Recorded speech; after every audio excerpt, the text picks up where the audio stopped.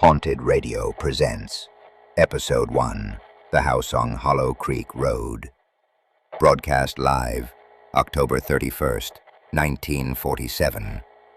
Do not adjust your dial. Good evening, friend. You found us again. The only station that broadcasts from the dark places most folks pretend don't exist.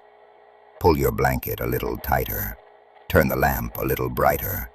And whatever you do not look at the window behind you.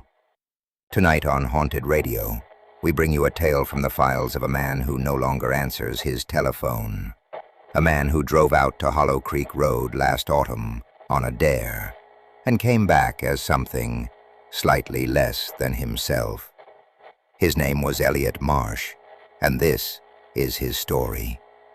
As near as we can piece it together. Act 1. Elliot, mid-30s, tired. He speaks as if remembering hurts him. People keep asking me what I saw in that house, as if the house was the problem. The house was just wood and nails.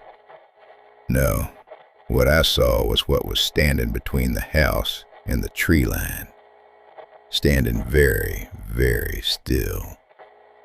I'd taken the road that the locals call Hollow Creek, though the creek dried up 50 years ago and nobody remembers what lived in it. The house sat at the end of a gravel path, windows dark, shutters hanging like broken teeth. County records say it's been empty since 1931. My friends waited at the gate, said they'd honk if I wasn't back in 20 minutes. I heard the horn at 19, then silence. He never told us why he didn't turn around at the sound of that horn. He doesn't know himself. He says something invited him forward. Not a voice. Not exactly a voice. The front door was already open, just ajar, as if someone had stepped inside a moment before and hadn't quite closed it behind them. I called out. No answer.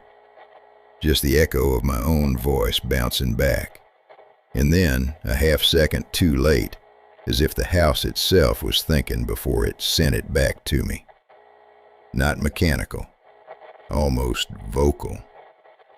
The entry hall smelled of earth and something else, something sweet that had gone wrong. Candles on the mantel, still warm. Wax pooled into the shapes of fingers reaching down the shelf. I told myself it was just a drip pattern. I told myself a lot of things that night. Act 2. The rain has stopped. Silence is worse. It was on the second floor landing that Elliot Marsh saw the first door. A door that wasn't on any of the house's original plans. A door that was, by all physical reasoning, on the outside of the building. It was just there. At the end of the landing, a door that should have opened into open air, 2 stories above the ground. I held my flashlight on the handle, a brass handle, polished, recently polished. And then the handle turned from the other side. Then the sound of breathing, wet, patient. I didn't run. That's the part I can't explain to the doctors. I stood there and I waited, as if I'd been waiting for years and hadn't known it. The door opened inward, which wasn't possible, and behind it was a room, a lit room. A woman was seated at a small wooden table, her back to me, hair hanging loose, the color of old ash. She was writing something. Without turning around, she said, and I remember every word. I wondered when you'd come back, Elliot. I've been writing you a letter for 11 years. Come and see if I've gotten your name right.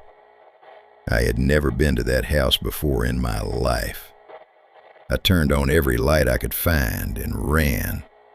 I ran past the landing, past the entry hall, past the candles, which were burning again. And I hit the front door at full speed.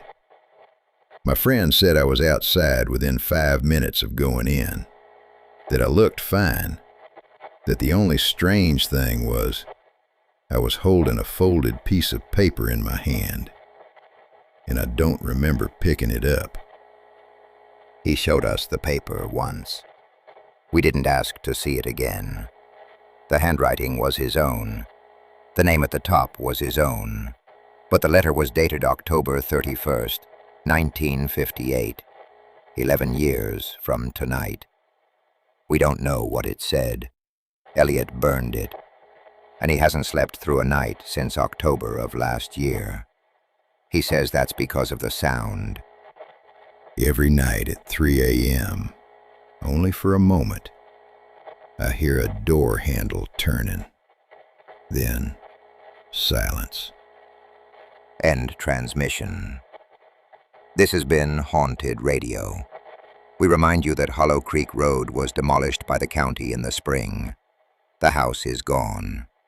We have no record of what was done with the door on the second-floor landing. Sleep well, friend.